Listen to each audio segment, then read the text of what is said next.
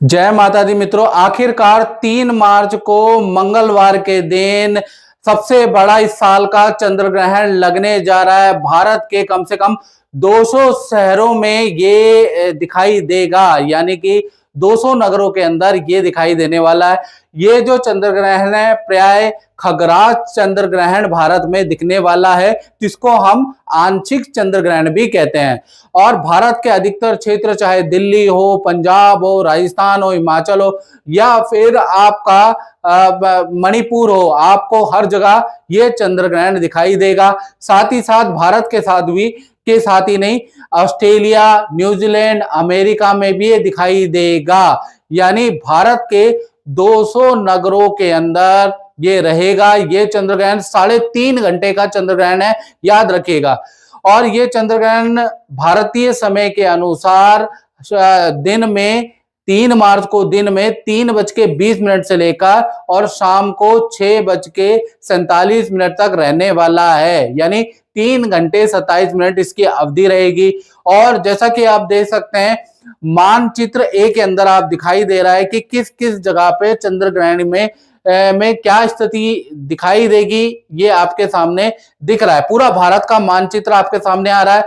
चंद्र ग्रहण आंशिक रूप से आपको दिख रहा है कि ए पॉइंट पे, बी पॉइंट पे, सी पॉइंट पे और डी पॉइंट में कैसा कैसा, यानी कि पूरा भारत को कवर करने वाला है, भारत के अधिकतर नगरों को कवर करने वाला है। साल 2026 का सबसे बड़ा चंद्र ग्रहण है, याद रखिएगा। साथ ही साथ बी मानचित्र के अंदर, यानी कि दूसरे चित्र के अंदर आप देख रहे हैं कि भारत के 200 नगरों की हम आपको लिस्ट दे रहे हैं कि उसमें चंद्र ग्रहण किस किस समय पे लगने वाला है। आप खुद देख सकते हैं कौन से नगर में आप रहते हैं। यदि दिल्ली में रहते हैं तो कितने बजे लगेगा, यदि आप हरियाणा में रहते हैं तो कितने बजे लगेगा, यदि आप गुड़गांव में रहते हैं तो कितने बजे लगेगा, यदि आप पंजाब में रहते हैं तो कितने बजे लगेगा, हिमाचल में रहते हैं तो कितने बजे लगेगा, इनफैक्ट आप बंगाल में रहते हैं, मुंबई में रहते हैं, महाराष्ट्र में रहते हैं तो जयपुर में रहते हैं तो कितने बजे लगेगा। ये पूरी की पूरी 200 नगरों की हम आपके लिए लिस्ट लेके आए हैं, जिसके अनुसार आप जान सकते हैं कि आपके शहर में ये चंद्र ग्रहण कितने कितने बजे लगने वाला है। ये आपके सामने आ रही है लिस्ट। तीसरी अगर हम बात करें तो तीसरा मानचित्र है, डायग्राम आपके सामने आ रहा है कि चंद्र ग्रहण आखिरकार 3 मार्च 2026 को मुख्य शहरों में कैसा दिखाई देगा। जैसे आप देख रहे हैं जालंधर में ये 25% चंद्र ग्रहण ऐसा दिखाई देगा, जो आपको चंद्र ग्रहण 25% रहेगा। चंडीगढ़ में 28% रहेगा, दिल्ली में 29% चंद्र ग्रहण दिखाई देगा का इफेक्ट रहेगा। साथ ही साथ जम्मू के अंदर 23%, देहरादून के अंदर 29%, इसी प्रकार से शिमला के अंदर 28% चंद्र ग्रहण की डायग्राम ऐसी है।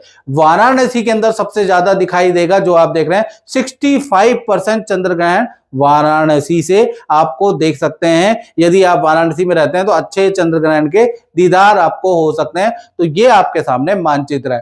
अब हम बात कर लेते हैं कि भारत में ये लगने वाला है, अमेरिका में ये लगने वाला है, ऑस्ट्रेलिया के अंदर ये लगने वाला है।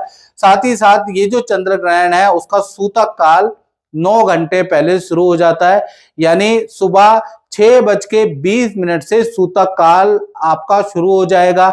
सूतक काल के अंदर लंबी दूरी की यात्रा करना वर्जित होता है।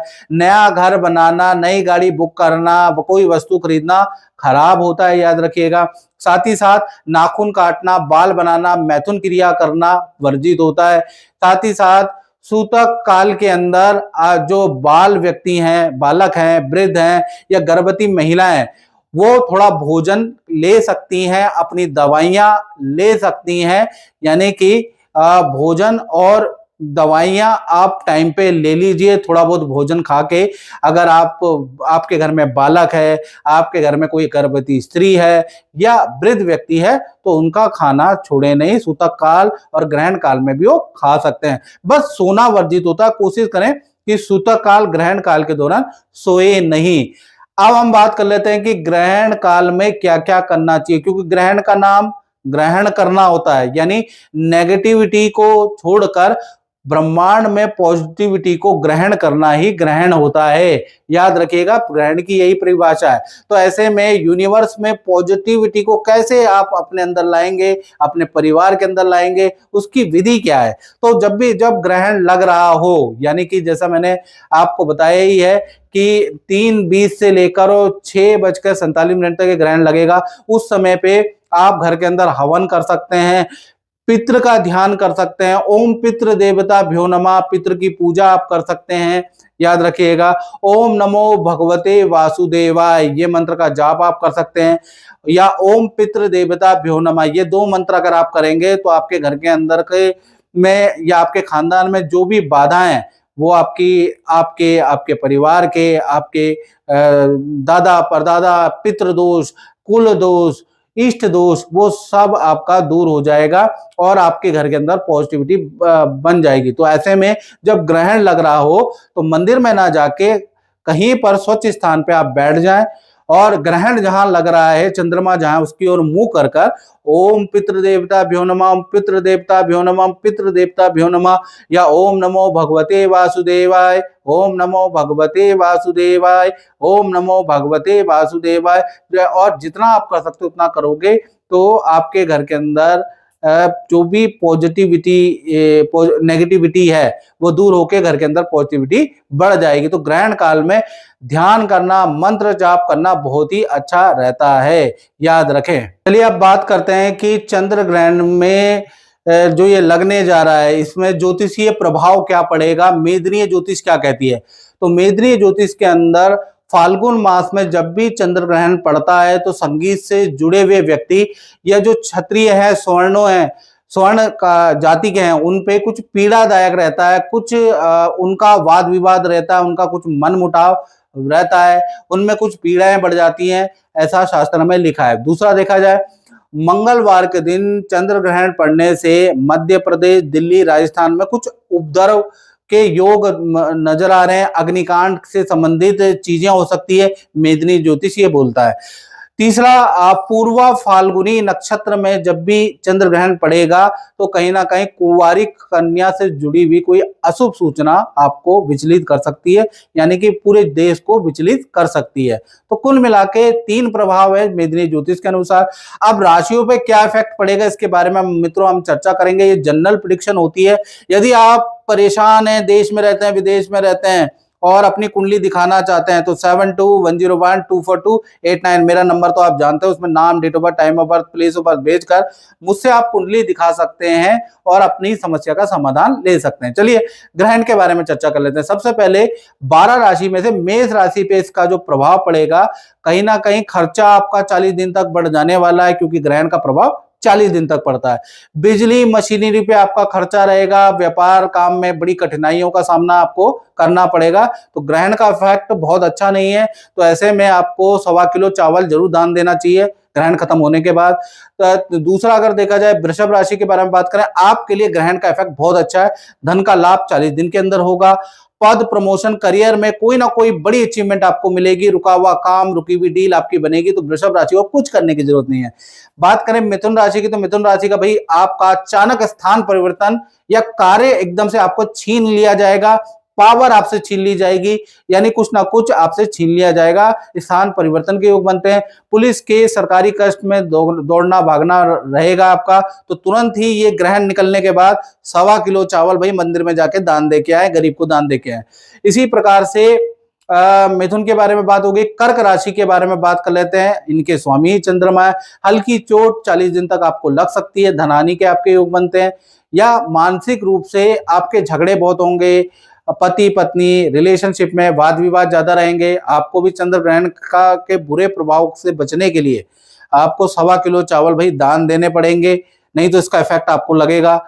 सिंह राशि के बारे में अगर हम बात करें तो सिंह राशि पे इसका जो इफेक्ट है, सरकारी कष्ट आपका बढ़ सकता है।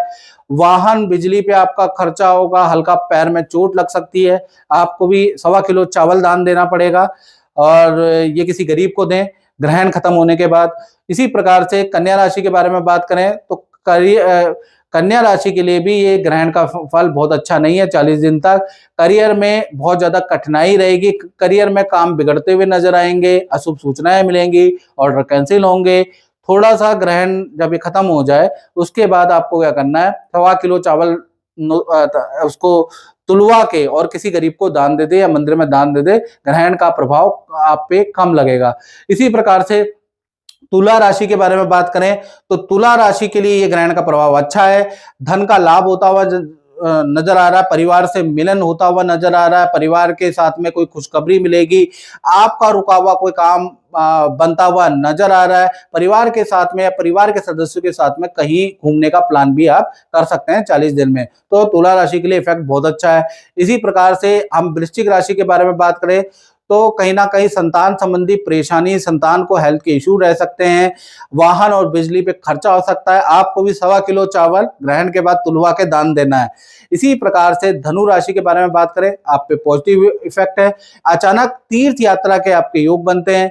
धन से, करियर से जुड़ी हुई या परिवार से जुड़ी हुई 2 बड़ी खुशखबरियां 40 दिन के अंदर आपको मिलेगी। अच्छा खासी डील, अच्छा खासा धन लाभ धनु राशि को होगा, तो आपको कुछ करने की जरूरत नहीं।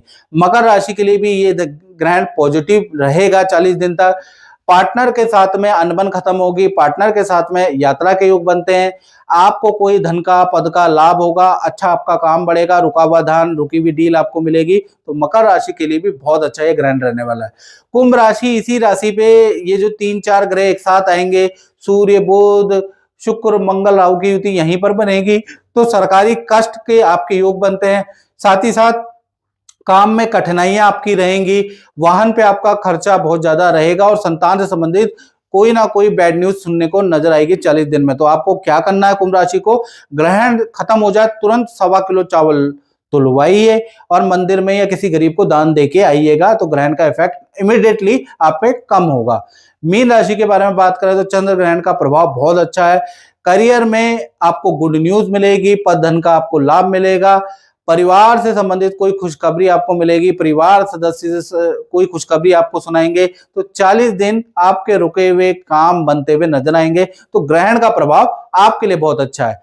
तो मित्रों, इस कार्यक्रम में हमने चंद्र ग्रहण से संबंधित सब कुछ आपको समझाया। इस कार्यक्रम में इतना ही, मुझे दीजिएगा जय माता दी।